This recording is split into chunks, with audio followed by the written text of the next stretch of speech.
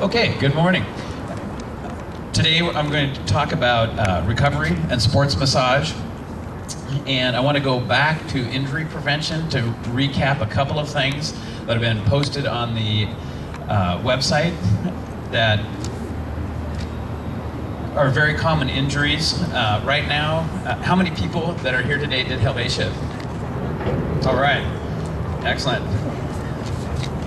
Right now, if you're having any issues from Helvetia, that would be a good time to get some sports massage. That's the first line of defense when things come up, which are the common injuries that I explained on the injury prevention were blisters, foot pain, ankle sprains, knee pain, iliotibial band pain on the outside of the thigh, hip pain, low back pain, neck, upper back pain, shoulder pain, and also side aches. So those are some of the things that right now, most everybody who has not had any of that show up. Okay, no, we got 2 hands. Okay, so pretty much count on some of these things being transient. And again, a normal healing time is about 3 to 5 days. If everything's repairing itself, the body has an automatic healing process going 24/7. A 3 to 5 day recovery period would be considered normal. Stretching accelerates that. And wrapping those guys. Going to recovery. Recovery is very simple. It is rest. That's recovery. You need to stop moving, stop doing things, and actually rest. It's kind of simple, but I'm going to go into some of the components that make it a little bit harder. Forms of rest, sleep. That is the best form. Things happen during the different states of REM and alpha state sleep, where your body converts into more of a repair cycle, deep rest and sleep. Sitting in a recliner chair, I know that's kind of obvious, but if you think about the difficulty during the day sometimes, depending on your environment, to actually sit down in a chair for 30 to 45 minutes, read, watch TV, or do something, our culture is very active.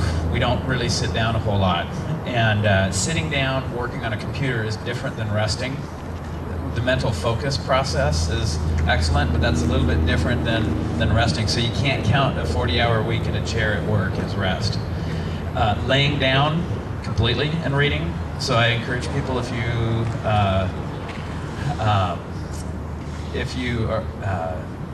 are in with a couch, something like that, rather than sitting on the couch, lay down on the couch, put your legs up and get some of the circulation moving. To kind of emphasize this, how many people have a very easy time resting, taking a break for yourself? Okay, a couple of hands come up. For the most part, resting and actually taking time out is really difficult. The person that comes to my mind when I first saw the movie, I couldn't handle it. I'm kind of a type A, very active person, was Jeff Bridges as the dude. I almost couldn't watch the whole movie because that is an ultimate form of rest. You want to leave out the alcohol and recreational drugs that he uses, but he's a very relaxed guy. That is one of your best ways to recover post-event and post-training, is to be pretty much inactive. If you are not around people that understand what you're doing, try to be making time for yourself to be in that environment where you would be able to sit down and not be hammered on for resting. Personally, I come from a family where we don't sit down that much, and you're almost ridiculed if you are inactive, even when we do quite a bit of exercise.